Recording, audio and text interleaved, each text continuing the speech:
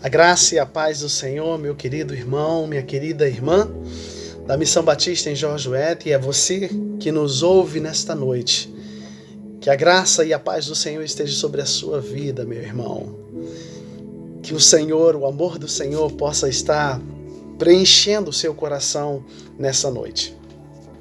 E eu gostaria de, nesta noite, poder compartilhar um pouquinho da palavra de Deus com você. Está lá em Romanos, capítulo 11, versículo 33. Quando Paulo escreve aos Romanos. E se eu tivesse de dar um tema para esta mensagem nesta noite, eu daria o seguinte tema: quando você não está entendendo o que está acontecendo, o que você deve fazer? Versículo 33. Ó profundidade da riqueza, tanto da sabedoria como do conhecimento de Deus. Quão inexplicáveis são os seus juízos e quão insondáveis são os seus caminhos. Pois quem conheceu a mente do Senhor? Ou quem foi o seu conselheiro? Ou quem primeiro deu alguma coisa a Deus para que isso lhe seja restituído? Porque dele, por meio dele e para ele são todas as coisas. A ele seja a glória para sempre. Amém. Irmãos, quando eu leio esta palavra, me vem uma tranquilidade muito grande no meu coração, porque a gente entende com esta palavra que nem tudo que está acontecendo, ou nem tudo que acontece na nossa vida, a gente vai entender, a gente vai compreender. Isso não é uma coisa muito fácil de se lidar, porque nós, seres humanos, somos altamente pessoas que querem explicações, pessoas que são baseados pela razão. E quando nós lemos essa palavra e entendemos que o nosso Deus, ele é um Deus profundo, não é um Deus raso. Ele é um Deus que o conhecimento dele é inexplicável e que os caminhos que ele traça para as nossas vidas são caminhos insondáveis e muitas das vezes difíceis de entender ou não entendíveis.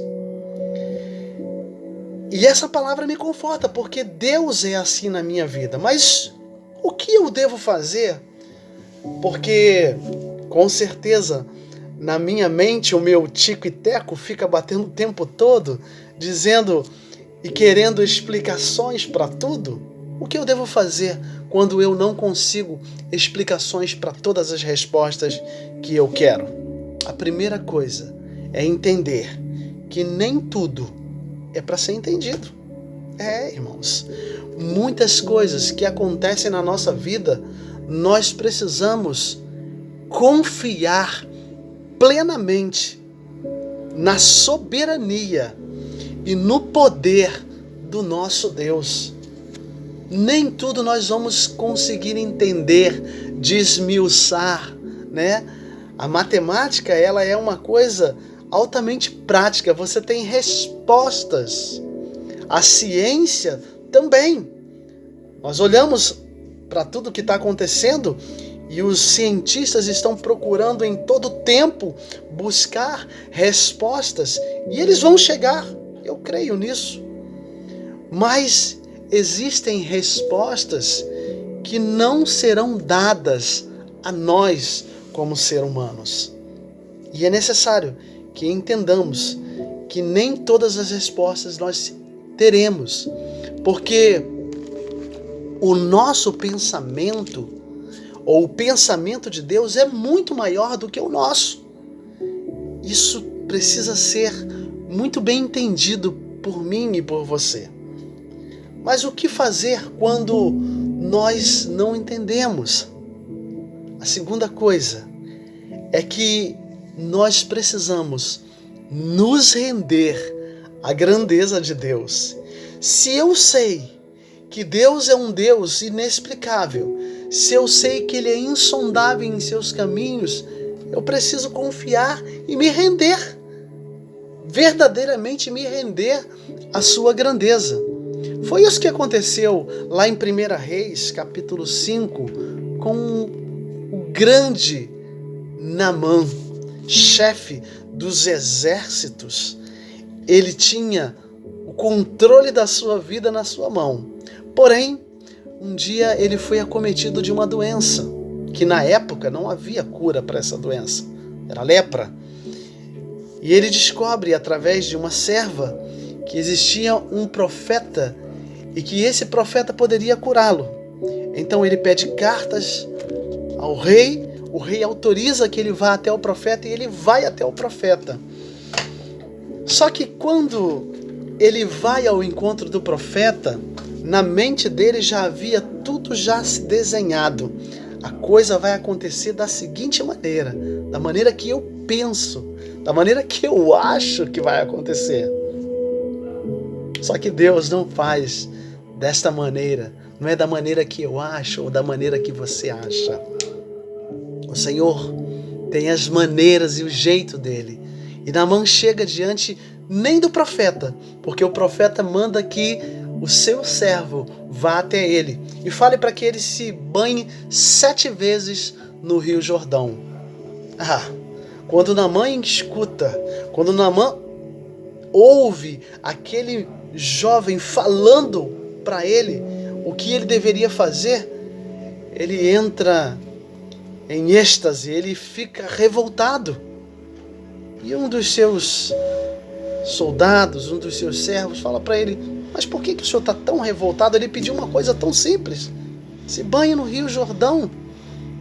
E ele vai, se banha 7 vezes no Rio Jordão e ele é curado.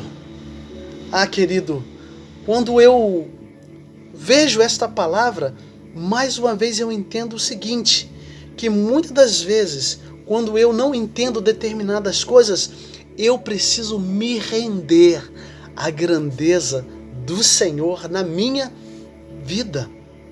Entenda isso também, que muitas das vezes existem coisas que nós não entenderemos. Muitas das vezes nós precisamos nos render à grandeza de Deus.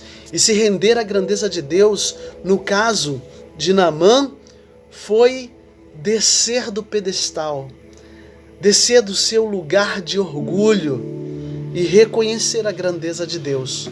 Somente quando Naamã reconhece a grandeza de Deus na sua vida, ele entende e ele recebe o milagre. Mas quando eu não entendo ainda o que está acontecendo, o que eu devo fazer? E isso aí é a coisa mais difícil para o ser humano. É dar glórias a Deus por todas as coisas, porque todas as coisas são para a glória dele. A gente leu isso, porque dele, por meio dele e para ele são todas as coisas. A ele seja a glória para sempre. Amém. E eu não tenho como lembrar de uma história que está lá em Atos, capítulo 16, quando Paulo e Silas estavam fazendo a vontade de Deus, estavam pregando o evangelho, estavam fazendo aquilo que o Senhor queria que eles fizessem. E os homens ali da cidade vão, pegam eles, prendem, jogam num cárcere, açoitam eles, e eles estavam ali presos, açoitados, provavelmente machucados. Eu olho para Paulo, que não tinha necessidade nenhuma de passar por uma situação dessa, pois era um homem formado, inteligente, mas estava ali fazendo a vontade de Deus. E depois de tudo isso, deles estarem ali, diz a palavra do Senhor que as cadeias começam a tremer e são soltos as amarras e os agrilhões. E existia ali um centurião que estava tomando conta de Paulo e Silas. E ele procura tirar sua vida, mas Paulo diz, não precisa tirar sua vida porque nós estamos aqui. Olha o que acontece, irmãos. Aquele homem pergunta para Paulo, o que precisa para que eu seja salvo? E Paulo diz para ele, crer no Senhor e será salvo tu e a tua casa. E a palavra do Senhor diz lá em Atos que 16:32, e pregaram a palavra de Deus ao carcereiro e a todos que faziam parte da casa dele. Todos ouviram a palavra de Deus. Você está entendendo? Porque muitas das vezes nós precisamos entender que porque dele, por meio dele e para ele são todas as coisas, através de uma prisão, através de uma cadeia, Deus salvou uma família. Esse é o nosso Deus. É por isso que a gente não pode querer entender muitas das vezes o que está acontecendo. Você não tem ideia do que Deus tem feito nesse tempo, irmãos. Nesse tempo de pandemia. Quantas pessoas eu tenho ouvido falar que querem voltar para Jesus, que querem mudar as suas vidas espirituais. E a você eu falo nesse momento, se você quer voltar para Jesus, este é o momento, meu irmão, volte para os braços do Senhor Jesus. Se você quer aceitar o Senhor Jesus, aceite o Senhor Jesus como o único e suficiente Salvador da sua vida e entenda que muitas das coisas que nós estamos vivendo nesse momento, nesse tempo, não é para que nós entendamos, mas é para que nós creiamos, é para que nós confiemos totalmente na providência e no amor de Deus por nossas vidas. Então que verdadeiramente você possa entender essa palavra nesta noite. Que Deus abençoe você grandemente. Deus abençoe sua família. Neste mês de maio nós estamos entrando no mês da família. E eu queria desafiar você como família de Deus. Eu queria desafiar você como família de Deus. A nossa igreja aqui em Central Park já tem feito isso, mas eu queria desafiar você, Missão Batista de Jorge Wetter, e você que me ouve. Pegue e grave um áudio de pelo menos 1 minuto para uma família, para abençoar uma família, para abençoar qualquer pessoa. Você não tem ideia do que isso vai representar na vida dessa pessoa que estará recebendo esse áudio.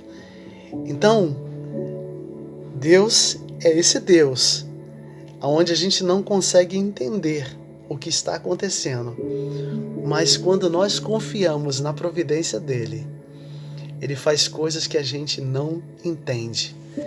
Que Deus abençoe sua vida. Eu gostaria de orar por você e orar pela sua família, que neste mês de maio você possa ser muito abençoado pelo Senhor, que você possa entender a profundidade de Deus e descansar nos braços do Senhor. Lembre-se, mande um áudio para qualquer pessoa que você sabe que precisa.